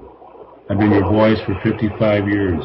It's time for you guys to back me up. I don't care who it is that comes down and shows yourself. Show the people you're real. And they're in the process right now of going to the great ones. I guess that's the way they have to do it in order to pull something like this off. So whoever they select will be someone that won't scare the hell out of everybody. And everybody will have their own starseed mentor. You'll be able to take pictures of these people, go on a crafts when contact is made. And that's all I want to say, and it is good. Okay, and is your timeline the same as Tolec's in 2 to 3 years, give or take? Yes, it's the way it's going now, it's between now and the major year 2017. We're getting real close. Things are happening so much, and the way I meet my guys every 2 months, it's days and weeks now. I'll be getting more meetings with them. I do a lot of my shows with Dr. Sam Muggsy, and my meetings are the first Monday of the month. All my meetings are taped. I get all the information out as I get it, so your people can, stay in touch that way. And Tolec, he has his thing too. Brilliant. Well, that's fantastic. Jim, what's your take on your karma and your belief in that, and any research that you've done? I would say that I don't know about karma, but and this has been my personal experience, is that don't be afraid to ask questions. Don't be afraid to question, and every time you ask a question, you're going to get more information, and then that information is going to lead to another question. And so the more you seek the questions, the more you seek the answers, the more answers that will automatically come to you. And it will come for you from all directions, from places you never thought to experience it from. And so that would be my thing. And also it's like, just remember that every ET out there, from the farthest galaxy, is exactly the same as you. We are all made of consciousness stuff. We are all expressions of the same consciousness. So ultimately, we are all one. Okay, and we're all one energy. We're all vibrating on a frequency. We are all expressions of the universe experiencing itself. And we're all part of that. Okay, and stay positive. Okay, well listen, chaps, it's been a fantastic interview, brilliant information. I know we have more questions on the chat, but we unfortunately we can't get them all done. We'd be here for half the night. But again, a big thank you for Tolec, for having Ray and Jim on with us and having a talk, and hopefully with our listeners tuning in, it's answered a few questions they may have had as to what's going on. And again, like everything, you just, do your own research, check it out, and whatever resonates with you, resonates, and let's see what happens in the next few years. It's going to be interesting. As I say, a big thank you for the three of you coming on. I'm going to pass you over to Steve. Steve's going to get all your details individually, so people will know where to find you. Steve. Yeah, I just want to echo Alan's sentiments there. It's been great information. There is a lot of information a lot of questions coming up on the chat rooms there and comments as well, which we didn't get, and I do apologise. But I'm going to go top to bottom in order of introduction. I'm just going to get everybody's details. So I'm going to start off with Tolec. Can you just give us your contact details there, or your website, for anyone who might be interested in finding out more? Sure. The website is Andromeda Council, and in this case, council is COUNCIL.com. And people can write to me through their YouTube channel. They can reach me at Tolec, T-O-L-E-C, from Dakote, D-A-K-O-T-E. And I receive a lot of questions through there, so I'll be happy to write to anyone that chooses to write to me. Okay, that's great information. So AndromedaCouncil.com, and we'll get that up on the chat room now shortly. And Tolec from Dakota is the YouTube. Excellent stuff. And we move over to James next. Now, I know you gave us your information earlier on, James. It's Jim Nichols, UFO.net. Is there any other way people can find out more information, or is that just your main source of information, Jim? Yeah, I have all my blogs and links to all of my videos on that site. And my latest video is called UFOs, Kennedy, Nixon, and the Alien Presence. And that is on UFO TV YouTube. It's been up since November. I think it's already got something like 90,000 views. 90,000? Is that all? Wow. Great. That's fantastic. Yeah. Okay, we get that information up as well. And finally, Ray. Yeah, I have my own YouTube channel with my name, Ray Kosulandich, or UFO Paranormal and More, or they can email me at Kosseebaby, K-O-S-S-E-E, baby 47 at gmail.com. Is that 47 or 27? 47. 47, okay, excellent stuff.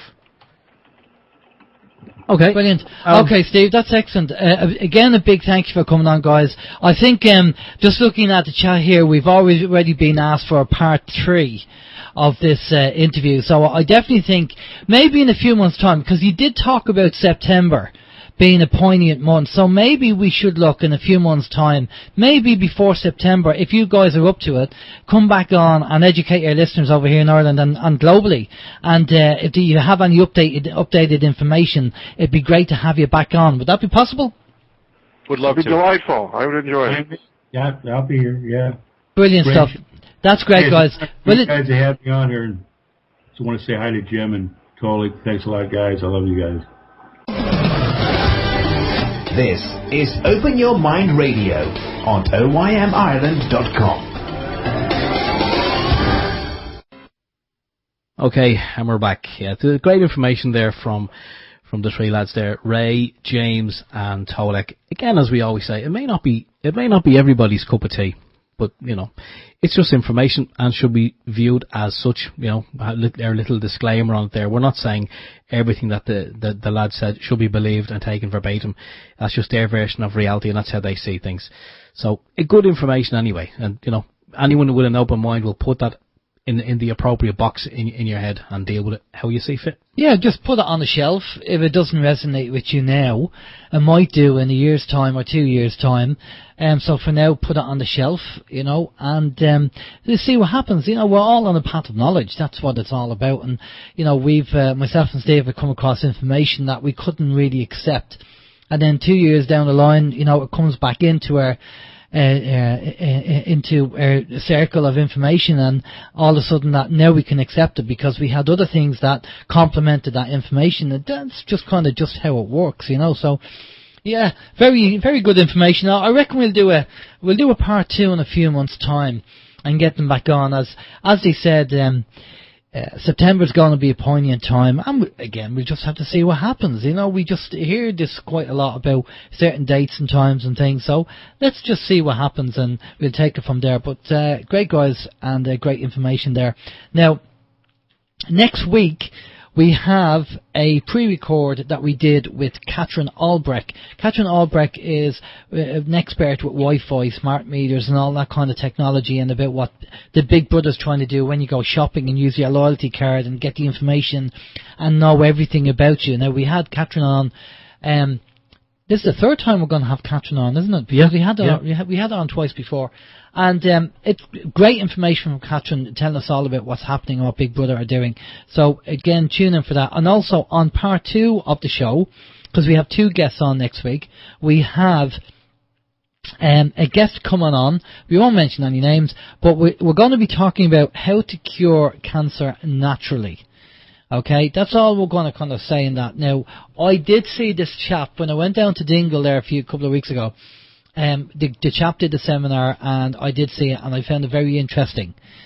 And to think that we have all these cures for cancer out there, you know, going from, I mean, we've heard, you know, about doctors talking about a thing called GCMAF. Then we know about the bicarbonate of soda. Then we know about the diet that you have to take, and then what else is out there? God, there's so many. The cannabis oil. Yeah. And so there's 4 off the top of the head that we know of. And unfortunately, I did get a phone call during the week on the bat phone at Walton's Mountain. And it was a lady that had rang me a couple of weeks ago regarding a cousin of hers who had cancer. And she was trying to educate him as much as she could to look at alternatives. But, you know, some people, they just hear what the doctor has to say, and once the doctor says you have cancer and there's nothing we can do with you, their system just closes down and that's it, end of story. Which is a pity, because there are alternatives there. And when we interviewed Dr. Lorraine Day when she was on the show a few years back, she was diagnosed with cancer. And she said to us, as long as you're breathing, you can fight it. You know, as long as you're breathing. Ricky Simpson said he gave cannabis oil to people with 24 hours, 48 hours to live, and they fought back from it. Now, you know, maybe they're unique people with a unique metabolism, I don't know. But, you know, as long as you're breathing, you can fight it. And unfortunately, the person that she was trying to help didn't really accept the information, and she rang me there the other day and just said that he passed away last Tuesday. Which is a pity, because you really don't have to die of cancer, really. And I'm not saying, you know, cannabis oil cures all cancers and stuff like that. But, look, it's about trying. At least give something a try, whether it's bicarbonate of soda. Again, if you want to look up the information regarding bicarbonate of soda, check out on YouTube a doctor called Dr. Simoncini. Dr. Simoncini uses bicarb to actually attack cancer and cure cancer, and he said he could actually heal or cure cancer in 6 days, breast cancer in 6 days, using the bicarb method. And he uses a cannula in a lot of cases to get straight to where the cancer is, to wash the cancer with the bicarb liquid, because he realised that cancer was a fungus. And by using the bicarb, which is alkaline, it actually gets rid of the actual cancer. Brilliant information. As I say, Dr. Simoncini, check it out on YouTube. He uses the bicarb. The cannabis oil, we know about Ricky Simpson. GCMAF, well, that's new information that's come out. 21 doctors so far worldwide have been killed, inverted commas, or suicided, or they had a car crash, because GCMAF is something that's naturally in our body, that our body produces. And, you know, throughout our lifetime, we get cancers all the time, but the GCMAF cures it. Now, if you are vaccinated, vaccines are known to switch off the GCMAF production, which means when disease comes in, the GCMAF doesn't fight it. So the only way that you can actually use GCMAF to fight cancer is to get it from an external source and take it. Whether you take it with injection, or I think it can be taken under the tongue, we'll find out. We'll find out shortly, another interview. But the GCMAF is another solution for fighting cancer. And basically the whole idea is you take the GCMAF externally until your body's at a stage where it's producing GCMAF naturally again. That's what it's all about. So, again, do your own research, check into it, see what you think. Again, don't believe everything we say. Always do the research. We're only passing on the information and what we're told. So, again, everything's open for, discussion, and you have to form your own opinion. But that's really it. So, really good show, I think. We're going to be looking to look at a couple more guests coming in the next following weeks. We've nothing planned for the week after, so I have an idea for that. And it's a lady that I need to speak to regarding something that happened over here in the hospitals over in Ireland for women. And I need to do a bit of research on that, which I'll do during the week. But just again, a quick thank you to Chris, who's on the chat room, for all the hard work he done building the actual rack cabinets in Studio One. Fantastic job, really, really professional. We're really well impressed, and it looks brilliant. So hopefully we'll have the show up and running by next week, so we'll be able to do the show from the new setup, Steve, in Studio One. Yeah, I'll be looking forward to that. As Alan said, Chris played a blinder yesterday. He really left us speechless. The man's skills are fantastic. He's a gifted man. He has some pair of hands, I can tell you. And anyone who needs anything done, if you had Chris to do it, I'd say you would not be disappointed in any way, shape or form. And I mean, just the workmanship that went into these little cabinets, it's something that you could probably try and do yourself, but we could have probably knocked them up ourselves, but they would have been done with sellotape and nails sticking out of it. And no, so Chris, we can't really say too much. Well, no, we can't say enough about the great work that you done yesterday. I'd be still there making them if it was me. Oh, we would. We'd be still there doing it. Yeah. And just a quick update before we wrap up. Remember, if you go into the bank and you're going to cancel your direct debit for Irish Water, and the bank doesn't allow you to do that, well then kick up a stink, because they should be doing that. Obviously, the corporate people don't want people cancelling direct debits because of the whole kind of, they're going to be losing money on Irish Water. And if 50% of the people are not paying, and then another 30% to cancel direct debits, well, good luck in trying to get the money off the Irish people. Anyway, we have to go. Pass over to PIR. From myself, Alan James, take it easy. Have a good week. We'll see you next week. Okay, from myself, Stephen George, it's been a great show. You've all been fantastic, and we'll see you all again in 7 days' time. I don't think Vin is back on PIR this evening. I believe it's Crotty and Ray, I think is what someone mentioned to me there earlier. So if you're gonna stick around and switch over to PIR